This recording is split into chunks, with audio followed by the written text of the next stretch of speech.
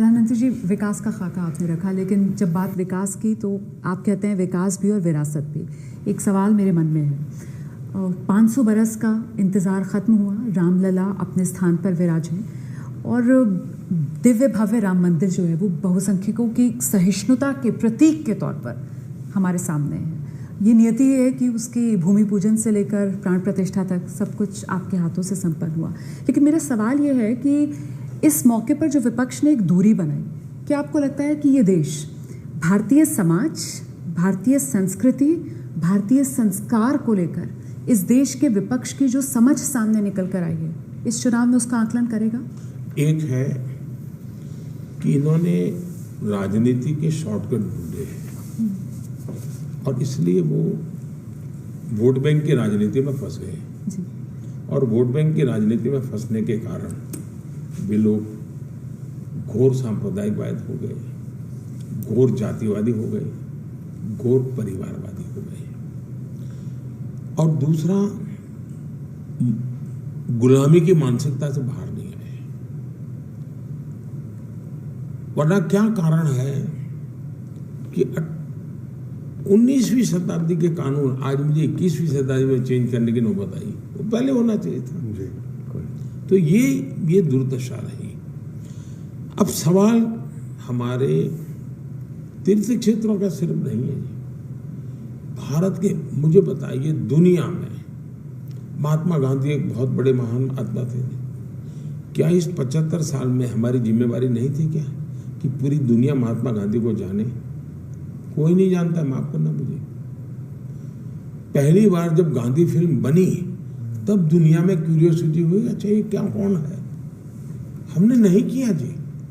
इस देश का काम था, अगर मार्टिन लूथर किंग को दुनिया जानती है, अगर हमारे साउथ अफ्रीका के नेल्सन मंडेला जी को दुनिया जानती है, गांधी जी किसी कम नहीं थी जी। और ये मानना पड़ेगा जी। मैं दुनिया में घूमने के बाद कह रहा हूँ कि गांधी को और गांधी के माध्यम से भारत को तो तवज्जो मिलनी चाहिए थी। आज दुनिया की कई समस्याओं का समाधान में गांधी है जी, लेकिन हम गांधी को ले नहीं, तो हमने अपना बहुत कुछ खोया है। आज स्टैच्यू ऑफ यूनिटी मैंने बनाया, दांडी, कभी कोई जाए दांडी जो मैंने बनाया है, दांडी जाकर के देखिए जी। मैंने बाबा साहब अम्बेडकर के पंचतीर्थ बनाए, अब जाके देखिए। हमारे इतिहास को जीना चाहिए, हमने इतिहास से हमने जुड़े रहना चाहिए, उसमें सांस्कृतिक विरासत भी है।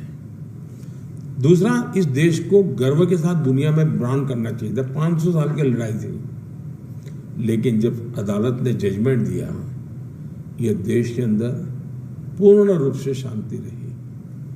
अब ये शांति कोई एक तरफा नहीं है, शांति के लिए उसके क्रेडिट सबको जाता है। हमने इसका ब्रांडिंग करना चाहिए, मार्केटिंग करना चाहिए था। राम मंदिर का प्राण प्रतिष्ठा पूर्ण सम्मान के साथ, पूर्ण गौरव के साथ, और खुद बाबरी मस्जिद का वकालत लड़ाई लड़ने वाले इकबाल अंसारी भी वहां बैठे हुए हैं। ये देश है हमारा। हम उन चीजों को क्यों, अब कुछ लोगों को क्या हुआ भाई, हमारी वोट बैंक को क्या होगा? आपने देखा होगा, और मैं तो चाहता हूं, पहले ये चुनाव में मंदिरों में जाया करते थे, इन दिनों नहीं जाते हैं। इतना ही नहीं, इस चुनाव के दरमियान किसी पॉलिटिकल लीडर को आपने इफ्तार पार्टी में नहीं देखा होगा। क्या कारण है? आप लोगों ने इफ्तार पार्टियां इतनी की क्योंकि मोदी ने ऐसी स्थिति पैदा कर दी है कि तुम्हें ये नाटक नहीं चलेगा, जो सही है वो करो। दबाव बढ़ा है इन पर, उनको सारी गलत चीजें और लोगों को मूर्ख बनाने वाले जो कार्यक्रम थे वो छोड़ने पड़ रहे।